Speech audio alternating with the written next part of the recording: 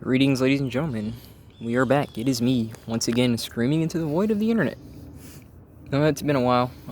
I essentially pulled a muscle, and funnily enough, right as that happens, I kid you not, my freaking jaw, like the left side of my gum, because of like wisdom teeth, it's essentially inflamed right now. So if I like open it too much, like my teeth will touch like the inflamed gum, and it's like sensitive, so I can't speak that much. So I've been like pretty quiet.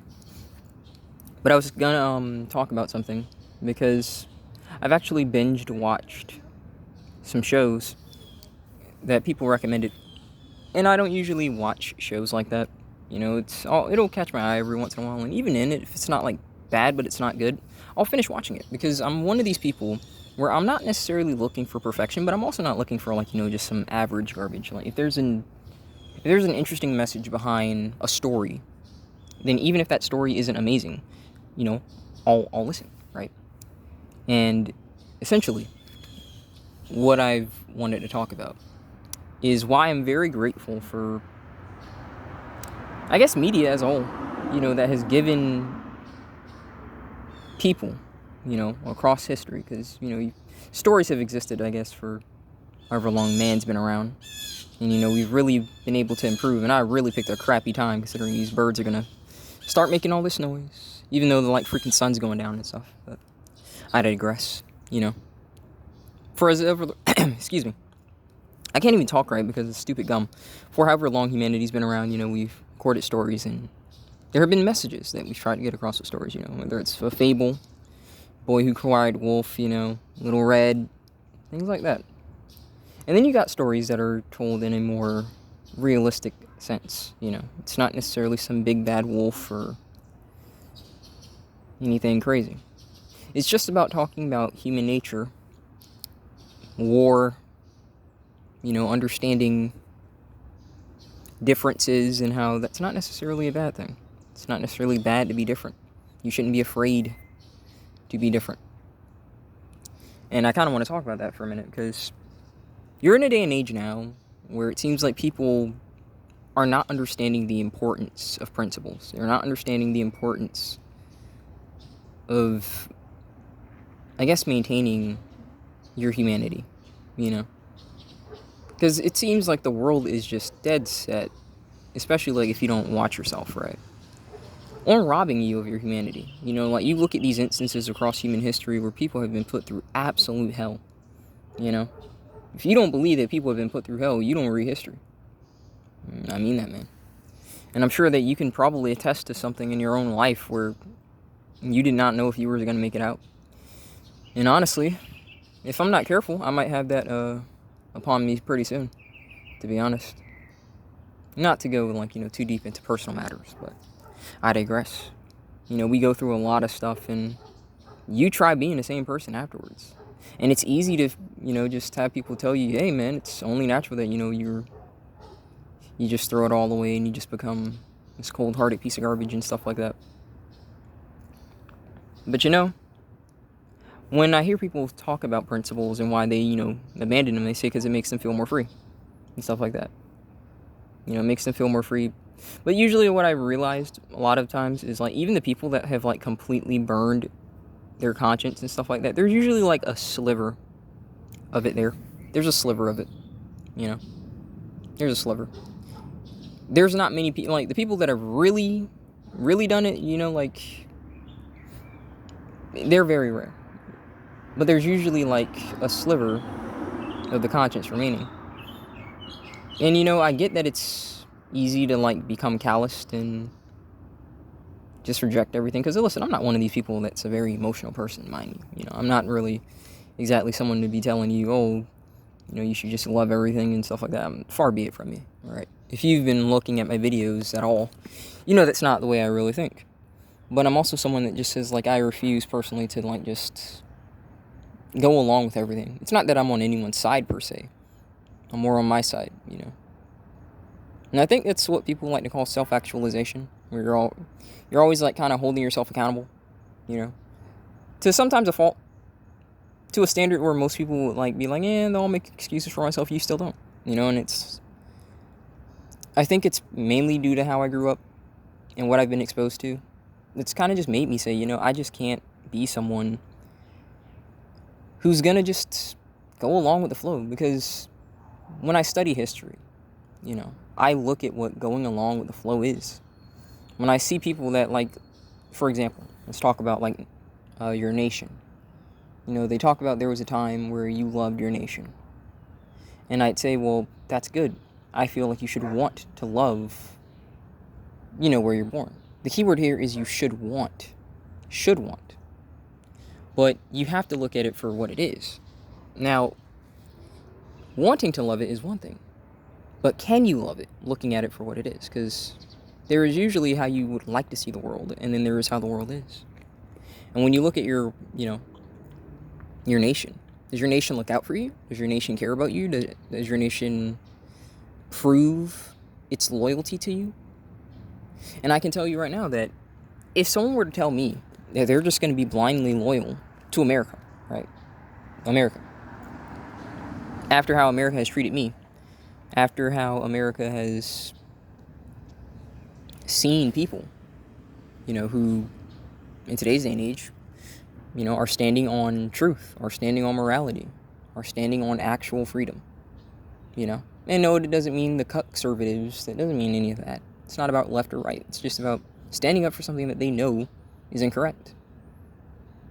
How could you possibly say that they should just blindly be loyal to this country? And what happened with that loyalty?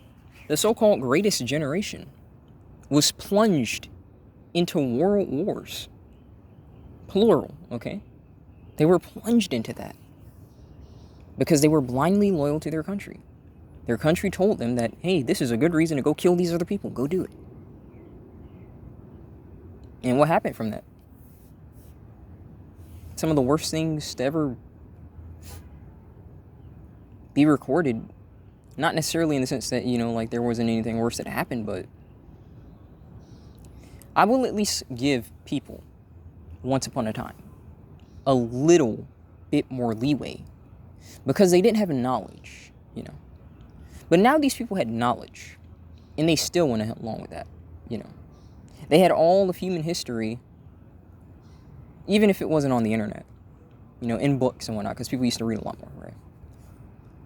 And they still allowed themselves to be manipulated by propaganda and convinced to throw away their humanity and go along to get along. And that's why I'm telling you, for me personally, I think there's a certain point where caring about your life will lead you to become a slave. Caring about your life too much to the extent that you are willing to do some of the most abominable crap will end up putting you in a prison. You'll be alive, but you won't ever be free. And for me, I feel like a life lived in servitude is a life wasted. It's not that, if you're born into something like that, you shouldn't have been born. I'm just saying, like, if you had a choice, yes, there are still people that would, choose servitude, but again, this is my worldview. I would never choose that. And there are a lot of people that, go along with it. Like I shared in one of these videos, in a similar concept to what I'm talking about right now, like propaganda and war and stuff like that, right? The soldiers that will, like, be, freaking raiding homes of the villagers and stuff like that and doing some of this stuff, not because they, wanted to, but they knew that if they didn't, their squad would probably kill them, And, hey, maybe it's easy for me to say that because I'm not in that position, And who knows, maybe life could end up putting you in that position. What are you going to do then, I still think I know, though, But it's easy to say that when you're not there, so I guess that's still just wishful thinking.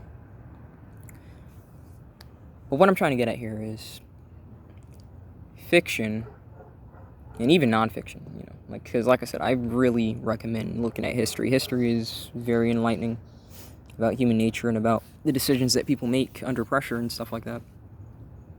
And you only really know who's a solid person once they have every excuse not to be, Because people like to talk about, the good side and the bad side. There is no real good side and bad side in a lot of conflicts, man. There isn't. There's just people that are convinced by the powers at be that they should go out and do this awful thing. That they're doing it for justice. Both sides are saying it's justice, but it's not. Both sides get caught up in something that they have no idea. Shell shock existed in both sides. Whatever side you're believing in. And I'm not talking about just war. I'm just talking about war as an example, to convey morality and principles and stuff like that. So don't think that this is necessarily just about war. You see this stuff and you realize that people just manipulate you. The world's all about manipulation. They really, really manipulate you into believing that if you are against what this group says, that it's not right. And listen, I know. Because to this day, listen, don't get it twisted. In spite of what I'm saying right here, right? I still think that, especially like America and a lot of these other countries, they do need crusades. They do. They do need them. But it would be nice if you could have one where you don't have to hurt the people that are freaking ruining stuff. But unfortunately, that's what humans respond to. They don't want to respond to diplomacy, because I'm telling you, diplomacy takes a lot of mental strength. It takes a lot more strength mentally than it does to just hurt someone mentally. And by hurt someone mentally, I mean, cause brain damage. That's the pun. It takes a lot more strength to not do that than it does to do that. And people don't want to do that, because if they say, oh, well, they let me off easy, I'll just keep letting it slide. It sucks that you have to do that. It sucks that it has to be this way, because you would think that it doesn't. But what I realize, again, like I said, is because it takes a lot of strength, they believe that people who are capable of it are exceptional people, when they're not exceptional. They're just ordinary people that have just chosen not to go along with it. And you can choose not to go along with it. But for some reason, despite people believing that, their life is theirs and freedom, they really just choose to go along with a lot of stuff. And when you confront them about it, they just don't really have an answer. That mob mentality, that stuff, that crap is real. That the fear of being a black sheep, man. You can look up these experiments, like simple math equation, or problem, I guess. 2 + 2. Everyone says 3 around that table. And the person knows that answer is 4. They're going to say that's 3. Fear of having it wrong. That crap is real, man. That's why I do the best that I can to, just stay true to who I am, I am happy that I have principles. I'm happy that I was exposed to what I was exposed to. Even the unpleasant stuff, I have often said to certain people in my life that if I had the ability to go back in time and go through what I went through again, would I do it? And I'd say yeah. Because I want to turn out the same way that I am. I wouldn't want to be like some shut-in to the world and whatnot, some sucker, to get played. And if this trauma made me into what I am, then, I'll take it. Because I can at least relate to people who have been through trauma, People like to talk about trauma bonding as a bad point, because they talk about trauma bonding relationships in terms of, romance. But when you talk about trauma bonding, seriously, a lot of times, people who have trauma bonded through, some hardships, survival or, battle and stuff like that, those people become absolute brothers or whatnot. I'm talking about from a man's standpoint. I don't know about chicks, so whatever. They become really close. They become inseparable. They say that blood on the battle is thicker than blood in the family. And I'd say that that's true. Because another way of saying it is blood's thinner than water. And what that usually refers to is familial blood. They're usually the main enemies that you face, your family, People that you assume are supposed to help you are not, And you can find this out in life pretty early on. Think about it. When you're a kid and you ask your parents for something and you know that they can do it and they just say no, what does that really tell you? Well, 2 things.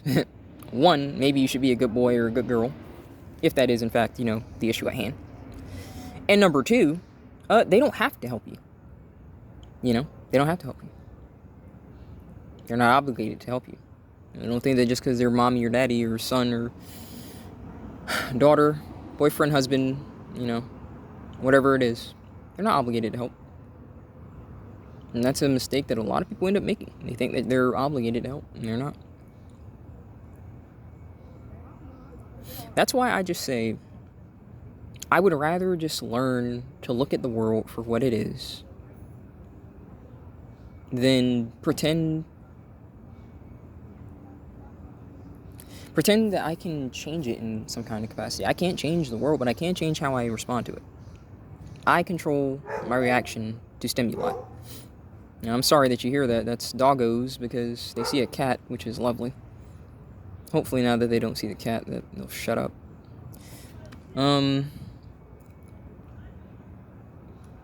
Where was I? Because I'm going to be honest, it's very hard to keep my train of thought because this stupid jaw pain, it's absolutely abysmal. You know? But, I don't know. The world is what it is, and I'm not one of these people that says that you have to accept it in terms of liking it, but you have to accept it in terms of how you should respond to it, you know? Because if you respond in a manner that's, like, unrealistic, you're just gonna get played, man. And I don't like seeing people get played. I really don't.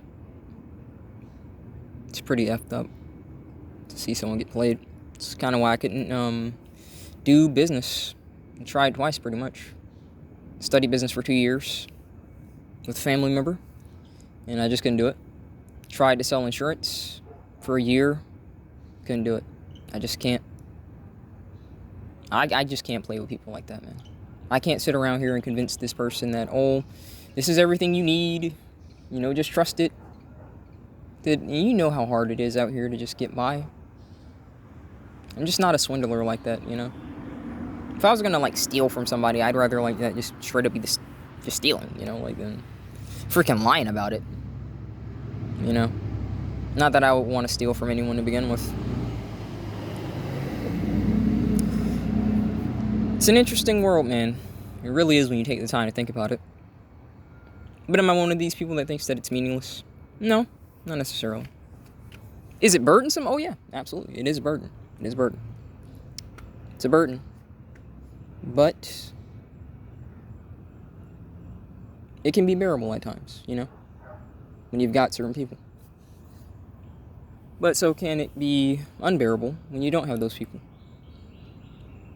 And I'm thankful I at least got someone, you know. Perhaps that's why people are so obsessed with romance. They think that if they'll have that, then, you know, it'll be good. They'll be able to bear life a bit more.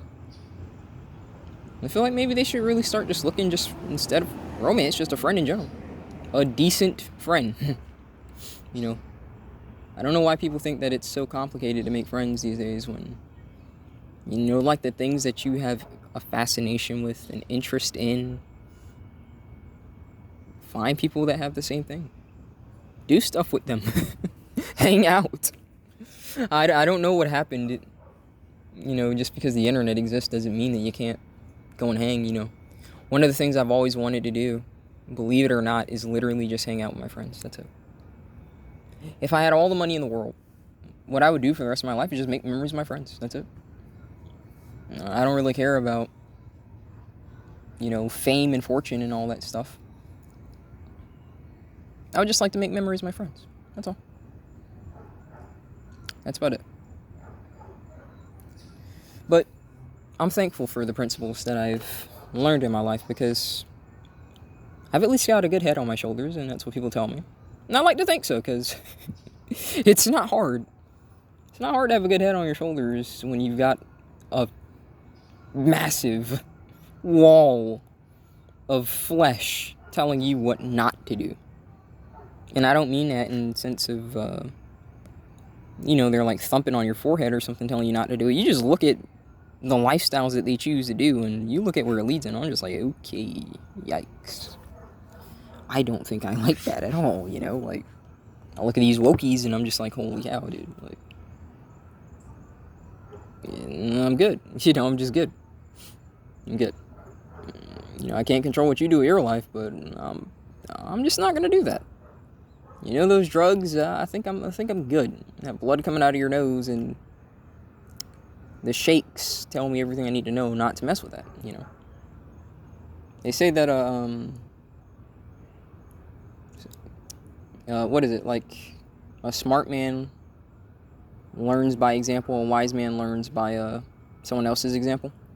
Yeah, you know, I don't need to stick my foot in the road and get it ran over myself to know that that's not the thing to do. I think one of the advantages of being introverted is you're usually... How does one say this? It's easier to listen because you don't have to hear your own voice, if that makes sense. You know? You don't have to worry about talking over someone, so you're taking the time to listen because you're being quiet. I've noticed that a lot of introverted people, not that they all pay attention like hawks or something like that. This is not stroking an ego thing, so don't take it that way. They pay attention a lot more than people think. People drop their guards around someone who's quiet because they forget they're there. You know? And so if people really use it to their advantage, they can just learn to be like, oh, that's how it is, you know? And that's kind of how I've realized things. Because like I said, it's one of those things where you can accept it. Yeah, I'm introverted, so I'm more than willing to accept certain, I guess, pros and cons about being that way, because that's just how I am. You know, it is what it is. I think this world has gone to hell in a handbasket. And I know that people have been saying that, you know, for millennia, obviously. But it feels worse now. Because of all the information that we have, of all the knowledge that we have, of how easily accessible that knowledge is. You know, I don't really think that there's many people around the world that don't have smartphones and stuff like that. Believe it or not, even in the freaking outbacks, they've got it. In places you would not expect them to have it, they have it. You know? They have it. And they still choose to remain uninformed. Because I guess it's not as fun as mindlessly scrolling, you know? I don't know. I guess what I'm trying to get at here, because I can't keep my train of thought, it's pretty hard right now, man. This jaw pain sucks, it really does, but what I'm trying to get at is this. I'm at least glad that I turned out how I turned out with the head on my shoulders that I have. I'm at least glad that there's a bit of rationale to me, you know. I'm happy for that. And if that meant that I needed to, like, go through some stuff, then, hey, I welcome it at this point. Because I've at least personally learned that pain is just something I'm going to have to deal with for the rest of my life, man. You know? Even this jaw pain right here. You know? I got to deal with it. There's going to be seasons where maybe it goes away, but, hey, everything's temporary. The pain's temporary, the joy's temporary, the pleasure's temporary, the sadness is temporary. So, you just gotta deal with it how you can, you know? And I do hope that a lot of other people are learning to deal with it, you know? I hope they're learning to deal with it. That's why I say, you know, like, I don't know how long we'll have this comfortable life, I suppose. Because it's still crappy, don't get it twisted. It's pretty crappy, but I'm not going to pretend like my life's not comfortable in comparison to a lot of other people. It's still comfortable, you know? I sit in a bed. I have AC, I have the internet. I can play video games. I don't starve. You know, on that principle alone, yes, I don't have everything that I want, but I do have everything I need. So I would say that it's comfortable. In some aspect, I can confess that. But how long is it going to stay that way? You know, you never know. Everything's temporary. That's why I try and, like, imbibe as much as I can, because even if this goes away, even if we get fried, you know, put in the dark ages, I want this mentality that I have to stay. You know, I want it to stay. I don't want to end up like everybody else. It's not because I'm better than them. It's because I know I'm not. That's why I need something to strive for. And if that means that I'm going against nature, nature can go F itself. I don't see why people worship nature so much. I don't see why they act like everything's sugar sweet in nature.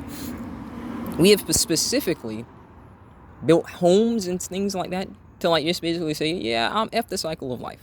F that. No. I don't like that. I don't like seeing my kid die. I don't like seeing my brother, my husband, my wife, whatever family you have.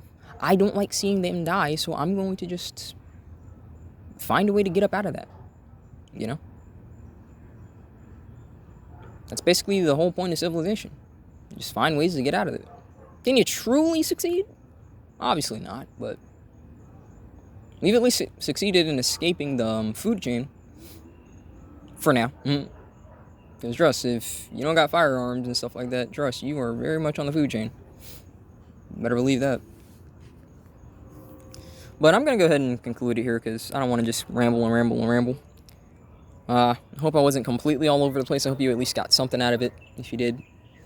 And I will try and upload more, but I'm really waiting on this freaking jaw to, just, reduce in swelling so I can actually speak and stuff like that. But hope you got something. God bless. I'll see you next time.